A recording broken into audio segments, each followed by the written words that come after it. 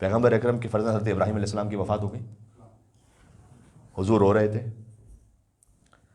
تو بعض لوگوں نے کہا کہ یا رسول اللہ آپ ہی تو ہمیں کہتے ہیں بے صبری نہ کرو، تو آپ اپنے فرزند ابراہیم کی وفات پر کیوں رو رہے ہیں؟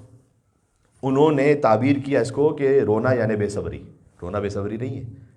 یہ اعتراض غم امام حسین علیہ السلام کے بارے میں بھی ہوتا ہے، اس کا جواب یہی حضرت ابراہیم علیہ السلام کا واقعہ ہے کہ اگر رونا بے صبری ہوتا تو رسول اللہ کیوں حضرت ابراہیم اپنے فرزند کی وفات پر رو رہے تھے؟ کیا رسول اللہ نعوذ باللہ بے صبرے تھے؟ نعوذ باللہ من ذالک۔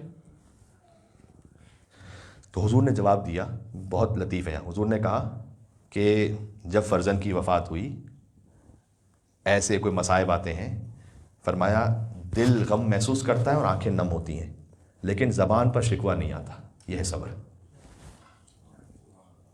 یہ تو فطری بات ہے کہ دل مغموم ہوگا، آنکھوں میں آنسو آئیں گے، یہ بے صبری نہیں ہے۔ حضرت یوسف علیہ السلام کے فراق میں حضرت یعقوب بھی روتے تھے، بے صبری نہیں تھی۔ اللہ نے کہا صبر جمیل، سبحان اللہ۔ حضرت یعقوب تو رو کر صبر جمیل کر رہے تھے۔ امام زین العابدین علیہ السلام 35 برس تک روتے رہے اپنے بابا امام حسین علیہ السلام۔